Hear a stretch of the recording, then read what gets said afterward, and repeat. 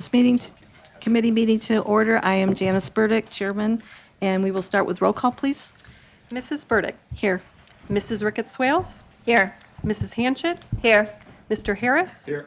Mrs. Root. Here. Mr. Rumfeld. Here. Mr. Stockin. 7 present. Thank you. And we would go now for approval of the April 6th meeting. Can I have a motion for those, please? Ricketts Swales will, Good. Hanchett will second. Any discussion? All in favor? Aye. Carried. Sorry, added to the agenda today will be Dr. Robert Anderson. He would like to come forward and speak to us about Mental Health Awareness Month. I appreciate that. This one? I really wasn't expecting to, but I can talk about mental health anytime at the drop of a hat. I would really like some special recognition this year for the providers in Allegheny County, as well as the rest of the world, who have been dealing with COVID and the pandemic and the additional stress that has brought on more mental health issues than we typically get. If you have watched in the last 3 years, you've seen an increase in symptoms, people complaining of everything from depression to cabin fever and not liking what they have been stuck with over the last 2.5, 3 years. And we have increased, in particular, the number of crisis services that we have provided in the county, as people have really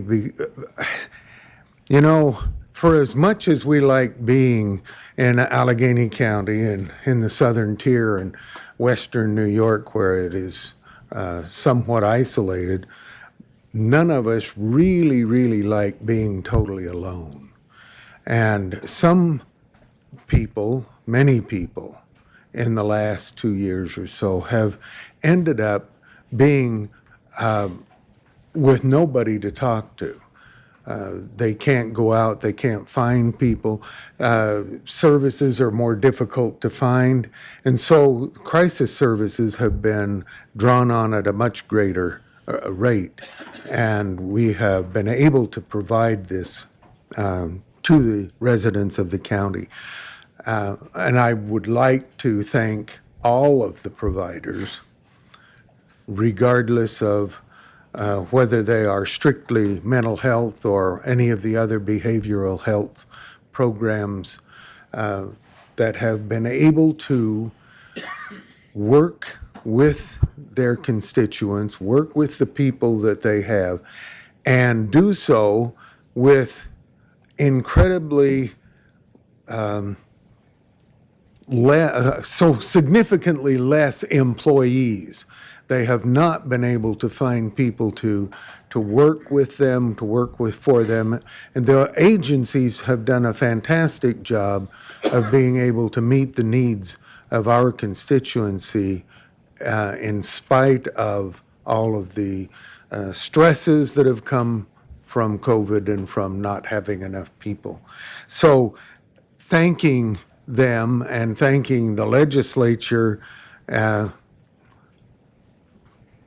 very sincerely for the support that the legislature has given to the providers of mental health over the years is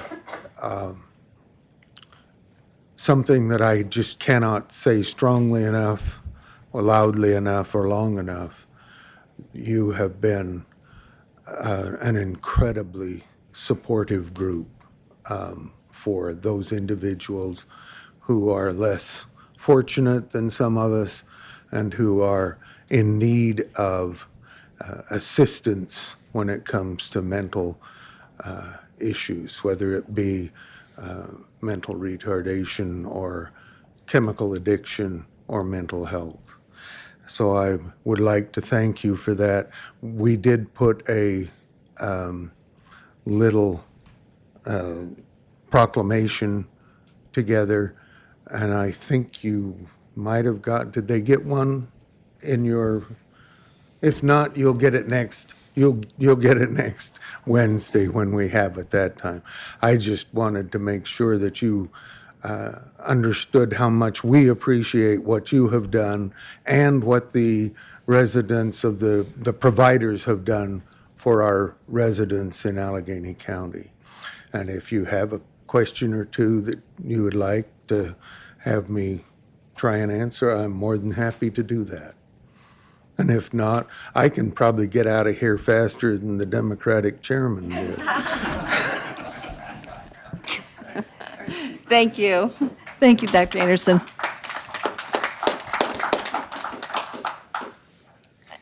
And we certainly thank all of your staff that are involved in mental health. They've had a tough couple of years.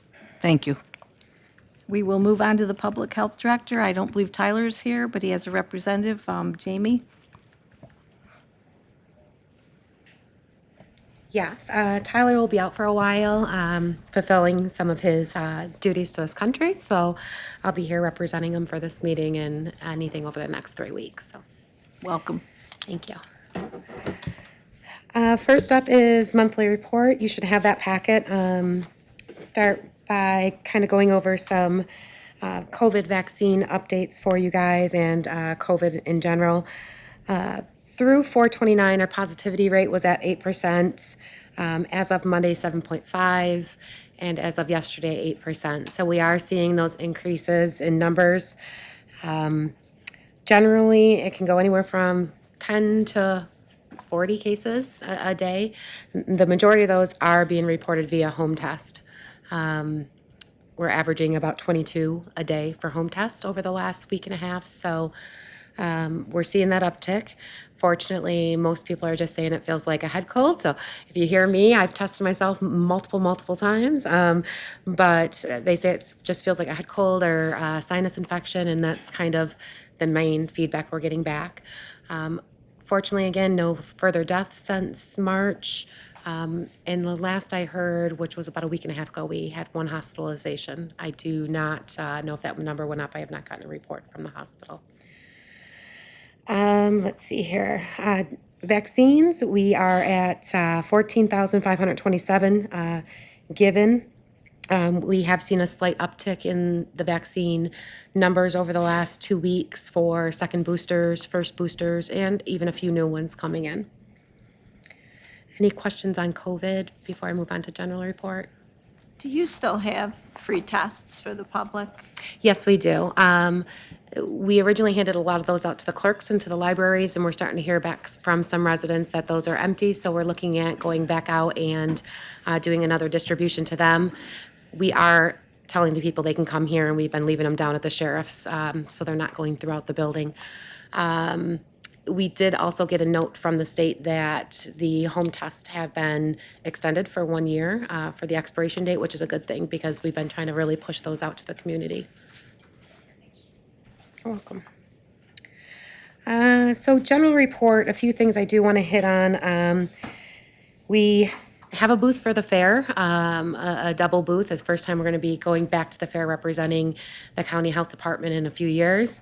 Our main theme this year is going to be lead poisoning prevention, really focusing on getting the public educated on lead poisoning. So we've got some good things coming up there we're pretty excited about.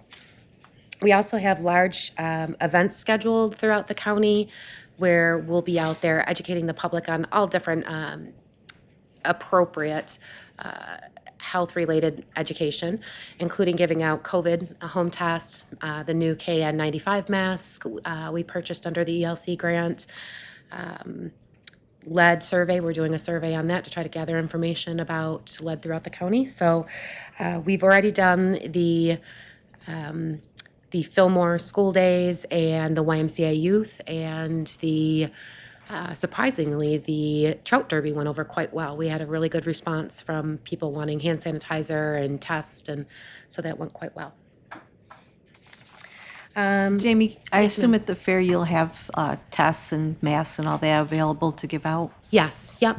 So the booth will be two parts. One side will mainly be focused on general information, COVID information, and the second half of the booth will be all lead related information. We also will be offering the vaccine. I believe it's 3 of the days that we'll be there. We'll be offering the vaccine where we did last year, by the sheriff's MTS office. We also be offering boosters at the Garlic Festival and at the Balloon Rally on Main Street. Thank you. One other thing I do want to point out with WIC now is that Congress approved an uptick in the fruits and vegetables for women and children. The package was originally $9 a month for children, and that went to $15 a month. It was originally $11 a month for pregnant or postpartum women. That went to $43 a month. And for breastfeeding women, that went from $11 to $47 a month. So a nice increase there, particularly because the WIC grant has not increased in several years. So that's a surprise and a good way to get mothers and children some healthy food. Last but not least, I'll talk about environmental a little bit. In your packet, you'll see that we had our first positive rabies case with a raccoon from Belfast. We have not had one since I've been here. I believe the last one was 2019, so that has been reported to Wadsworth. Obviously, it's hard to investigate a wild animal outside of the owner of the home that reported it and where it was found. But so we're definitely going to kind of keep our eyes on that in that area, particularly to see if anything else comes in. We did have our first rabies vaccine clinic at Genesee Valley this past weekend, and we vaccinated 191 dogs, cats, and ferrets. So pretty good turnout. Any questions on monthly reporting? Okay, so unlike some of the other people here today, I have a lot of stuff that we have to go through. So the first one I can start with is the COVID-19 vaccination response grant, basically, that grant has to be appropriated for the amount of $176,663. This is state approved and will go through 6/30/2024. So they had extended that by 1 year. Originally, it was 6/30/2023. So moved. Harris. Root will second. Thank you. Madam? Yes, Mr. Harris? Thanks. So it looks like you're purchasing one or more vehicles for mobile vaccine distribution. Is that right? Yes, that is. So this will be a van. That's the majority of the dollar amount coming out of that grant. It'll be a van that will be initially strictly for getting our COVID vaccine out to rural areas, to areas that they may lack transportation, particularly the Amish and Mennonite community. The van will be totally decked out with fridges and freezers and patient space, awnings. So good way for us to get around the county to those areas that people can't come to us. My question is, can it be repurposed, God willing, if we're ever out of COVID? Can it be Yes. used for other distributions or whatever? Yes, once the grant is up, we'll be able to use that for anything besides COVID. So that was a huge thing for us to also use for different educational purposes, for immunizations around the county, getting out to the schools. So yeah, we'll be able to use it once the grant has expired in 2024. Thanks. I guess just a comment on this grant and the next one, $180,000 in KN95s or whatever it is. Yes. It seems so late in the game for them to start distributing this money. It's ridiculous. If it's accurate, the second grant was awarded in July of 21 to the state, feds to the state. So it was awarded in July of 2020, I believe. 2020. And it goes through 2023. So this too was an additional 200,000 came to us, and we had a lot of this spent out until we got to this 200,000.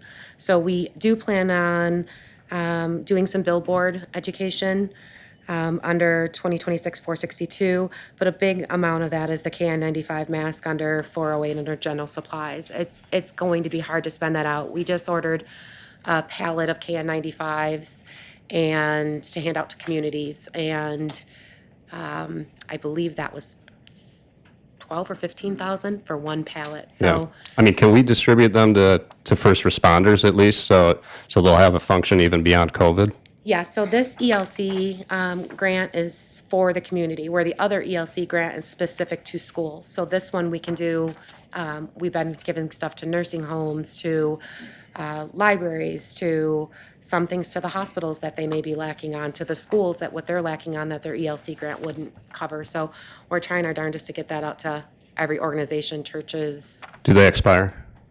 KN95 masks? No, these ones do not. So you could buy them all if you had a place to put them, and you could just keep the entire county in KN95s for the next 20 years. We are very limited on space upstairs, and then we've already gotten 2 storage units, and those are jam-packed already with supplies, so. They also have a shelf life too, I believe. They have a shelf life, not an expiration date, but a shelf life. These ones do not have, these are KN95s, they do not have the mouth filtering piece, so you don't have to worry about like the rubber dry rotting. I'll take your word for it. Okay. Okay, thanks. Mr. Harris could use them as long as he wanted, though, personally. Well, KN95s are supposed to be, depending on what you're using for them, they're supposed to be one and done, but as long as you're not getting them dirty, they're not getting wet, they can be reused for a few weeks or so. Yeah, I mean, we have masks, I don't mean to beat it to death, but we have masks coming out our ears. You go to Walmart and they're giving away KN95s. No. Well, all of these events we talked about, we've been taking boxes, giving away. We had the old Hanes one still, which they no longer recommend, but some people do not like the KN95s because they are harder to breathe in. So we've been taking masks, the hand sanitizer, all this stuff that's going to be expiring this year, trying to just really push it out to the door to the community. So No, thank you for clarifying. Do we have a motion for this one, please? We did? Okay, sorry. All right, all in favor? Aye. Carried. All right, and the next one? the unrestricted ELC, as Legislator Harris said, that increased by $200,000 and now has become unrestricted, so we have a little bit more wiggle room on how to spend that, but mainly it's going to be under KN95 mask and pushing these out to the community as much as we can. So moved. Second, Hatchett. Discussion? All in favor? Aye. Carried. Okay. The next one is for our, this will be year 9 of the performance incentive. That revenue is $22,000. We want to actually appropriate that to 410, which is maintenance in lieu of rent. Root will make the motion. Any discussion on this one? All in favor? Aye. Carried. And that one is, you're going to do some renovations, correct? Yes, that one will, it has to be spent out by 2022, and I believe this is the one we are spending in the clinic downstairs to update the flooring, which is uneven, missing, ceiling tiles that are stained, really more for aesthetics in the clinic. Thank you. And the next one? Okay. The next one, going back to just the performance incentive, just so you know, we are currently working on year 10 right now. It consists of 3 surveys. I just submitted yesterday survey 1 and working on survey 2, which is more about the COVID vaccine and COVID response. So once we get that, that one's not due till June. We'll probably have it submitted and hopefully be able to get some more of that funding again for year 10. Let's see, service provider evaluation and evaluation contracts. This is for Juliana Ham and for Jennifer Smith. They are both speech therapists, and then our physical therapy rehabilitation today to renew the contracts with them, which go through August 31st, 2024. And that is at $50 per hour for their services. I have a motion? Ricketts Swales? Second? Root will second. Any discussion? All in favor? Aye. And let's see, you have We're getting another one, yeah, right? almost. So let's see. Rochester Regional Health Laboratory Service Agreement. Basically, this is taking our lab agreement that's been in place with RGH and renewing it for the period of April 1st, 2022 through March 31st, 2023. This will cover our STI services and reproductive health. And that those monies, we're seeing about a $2 increase in those labs, and those monies will be covered by the family planning grant. I have a motion for this one. Harris moves it. Second. Second, Ricketts Swales. Any discussion? All in favor? Aye. And one more, I believe. Yes. So this one is for the transfer of family planning health contracts to the Department of Health contracts. As you all are aware, Dr. Deppner retired. This will cover our medical consultant fees. And I believe Terry may be able to explain this a little better. We had to create a new cost center because Dr. Collins will be an employee of the county rather than just a contract like Dr. Deppner was. Is that correct, Terry? Okay. 50% of his contract will be paid by family planning under 4035, 461, and 50% paid by the general Article 6, 4010, 461. I have a motion for this one. Hanchett moves. Second. Ricketts Swales, seconds. Any discussion? All in favor? Aye. Thank you, Jamie. I think it you. just goes to show how that the health department isn't just one thing. There's lots going on. Yes, there is, yes. But Thank we're you. happy to be back out into, despite COVID numbers going up, happy to be back out in the public doing other things besides COVID. Yeah. Thank you. Thank you. Next is Edna Case, our Social Service Commissioner.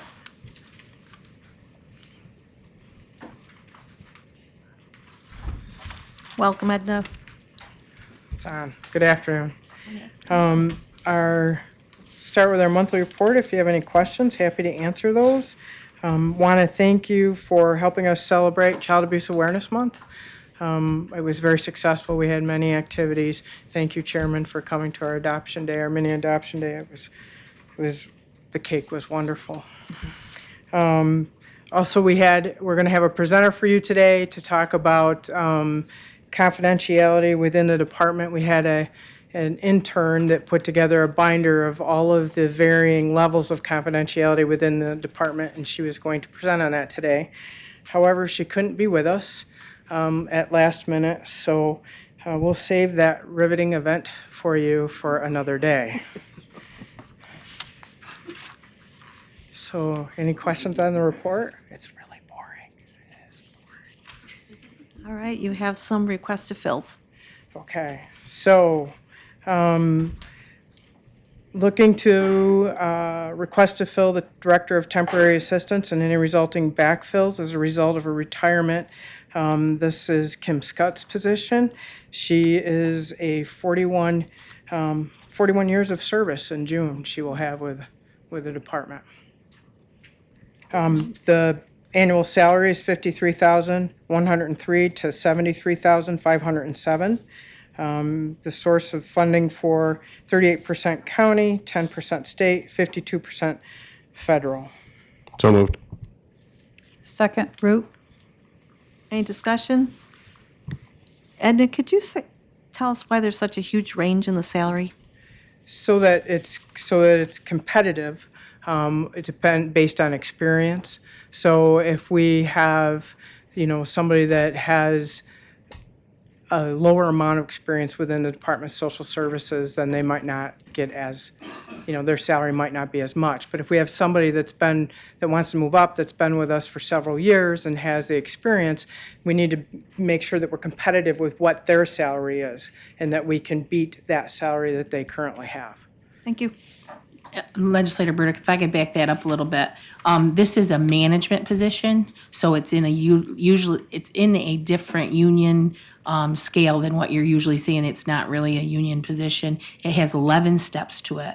and it's a higher ranked position amongst those other employees that we're normally seeing. It's a director's position, so it's a little bit higher.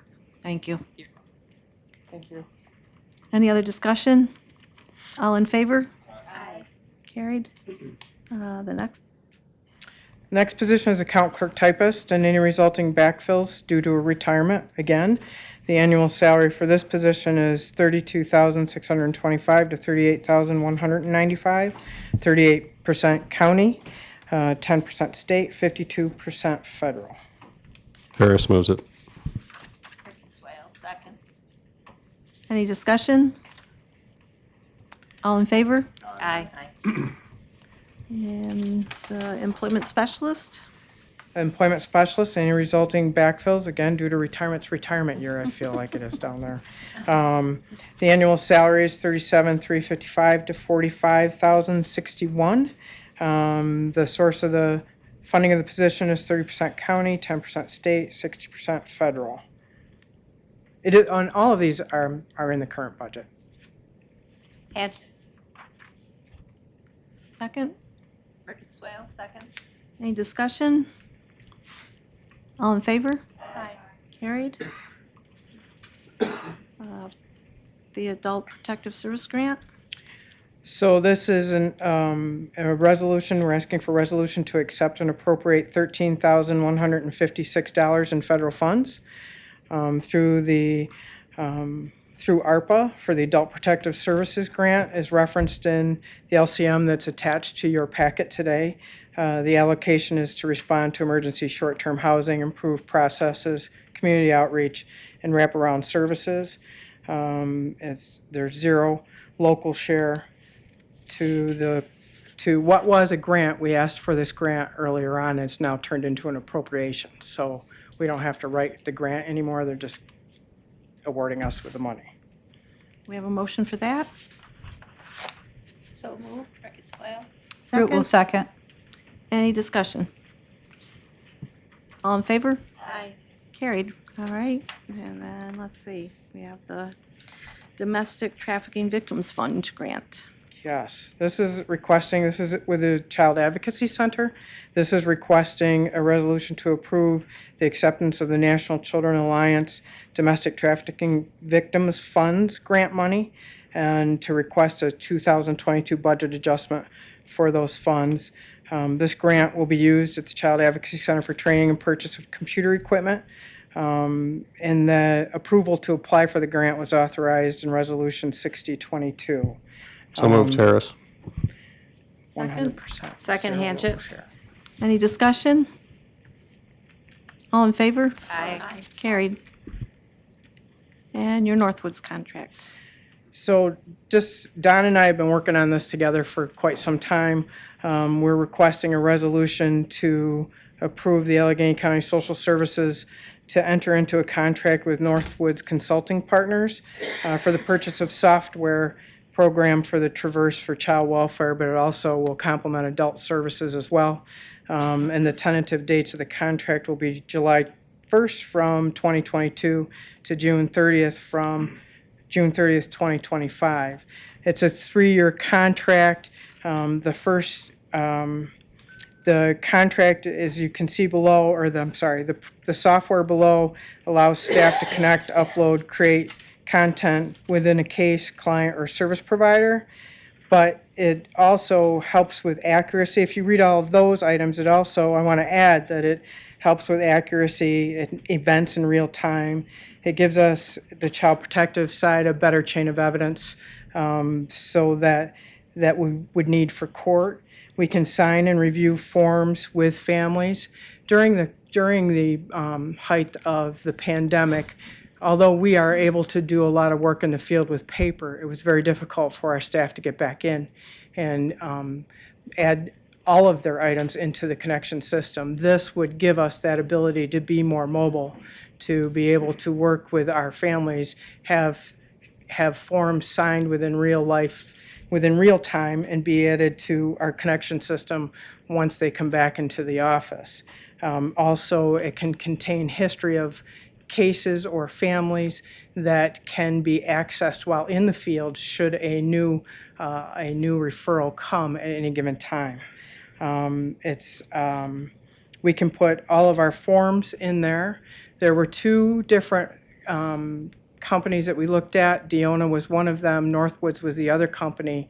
They're the only two companies that are available for this. And when we looked at them through the RFP point system, thank you very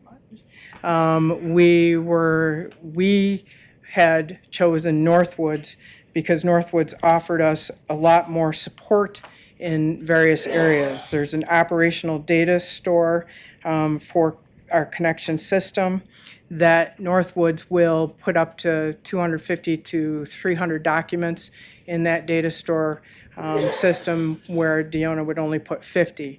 And in order for us to put more in there, they would teach us how to do it, but we would have to walk through that process ourselves, where Northwoods would allow us and work with us to get through that process.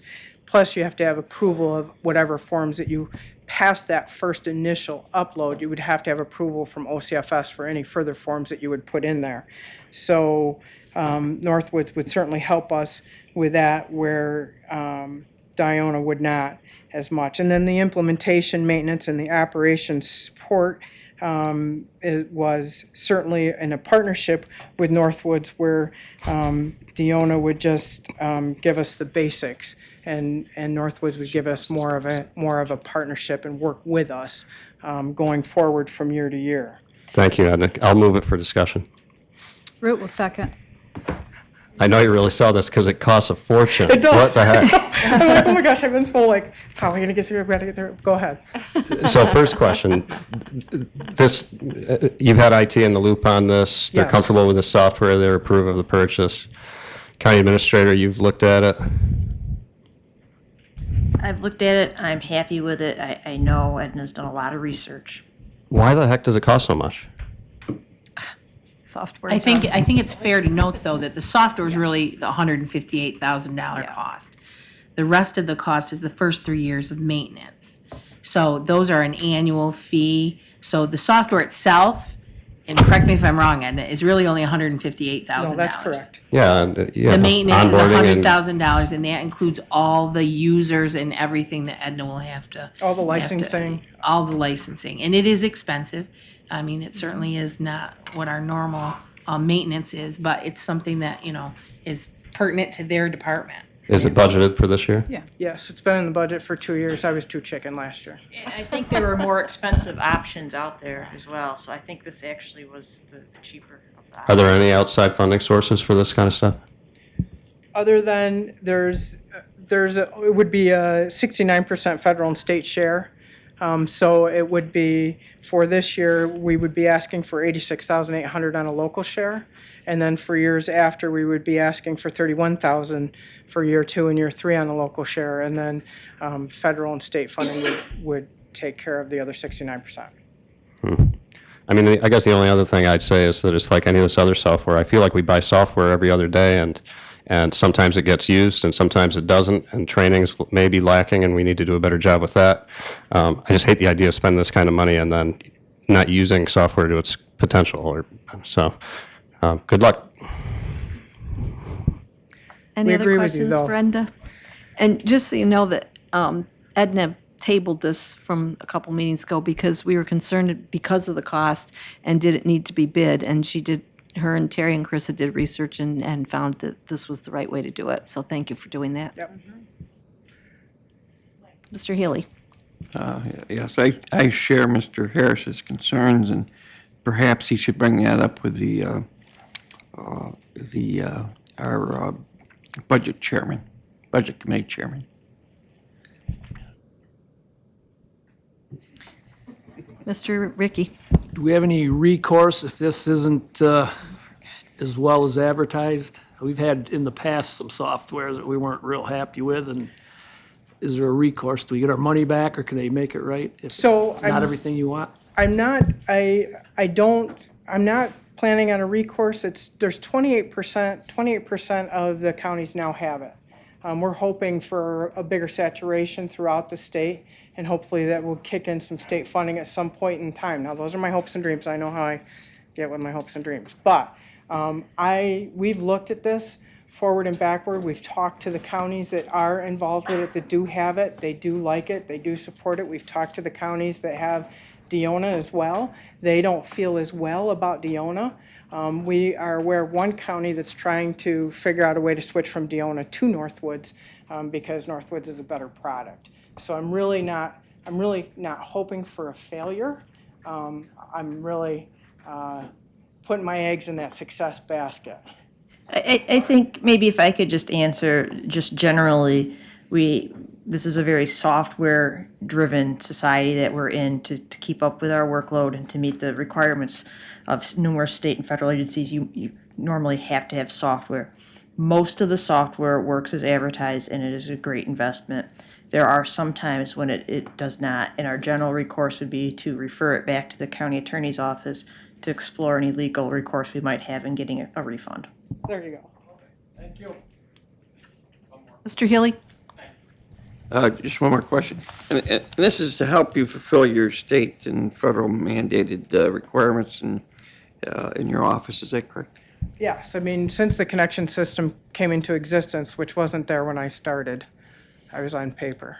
It is very cumbersome, and they're constantly adding new duties to what we need to do within that system, and this is hopefully to help ease that burden. Any other discussion? All in favor? Aye. Carried. Then we have a budget amendment. So we would need to do a budget amendment for this program for the software from Social Services Administrative Contractual 6010-482 to Social Services Administrative Office Equipment to 6010-01 for $158,000 and to Administrative Maintenance Contracts to 6010-403 for $100,250. So moved. Harris. Root will second. Any discussion on that? All in favor? Aye. Aye. Thank you, Edna. Oh, thank you, thank you.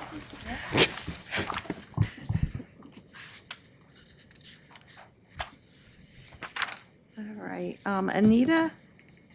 Anita contacted me. She is not available and does express her apologies. It was a very unexpected absence for her today. Yes. She did send me her monthly report, which you all have, and she just asked me to highlight a couple things on it. The one thing she wanted me to make you aware of is the number of people for the health insurance counseling. It went up from 152.5 last month to 190.5. And then the housekeeping chore, the PC1, went up from 923.5 to 1,134.75. And then the other thing she wanted to highlight was the public presentations. I believe this is the total returns filed. There were 380 federal, 372 state, for a total refund amount of $327,471, with the average refund amount of $1,007. The average adjusted gross income was $28,135, and the average cost savings to our seniors was 380 people times 150 tax prep fee, which was a savings of $5,700, and this is administered from AARP, the tax filing program. And I think that is all Edna had, I'm sorry, Anita. Anybody have any questions on that? All right, we have an appointment to the Community Service Board.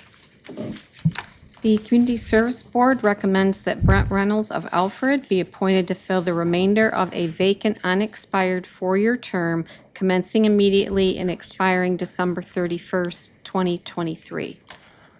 Have a motion for that? It's my great honor and privilege to make that motion. I'll second it.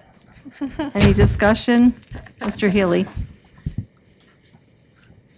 Madam Chairwoman, I made a promise to Mr. Reynolds I would say this. He is very qualified and has a vast array of experience in matters related to the items governed by this board. Thank you.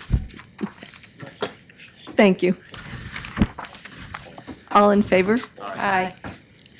I would like to welcome Mr. Reynolds to the Community Service Board, which I am also on. Welcome. One thing I neglected to say for under the Office of Aging, Anita has also attached the May party schedule for May being the Office for the Office of Aging. So if anybody's interested in attending any of those, to just make a reservation through the Office of the Aging.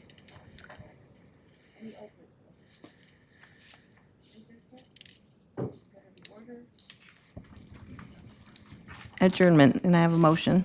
So moved, Harris. Second. Ricketts, Wales. All in favor? Aye.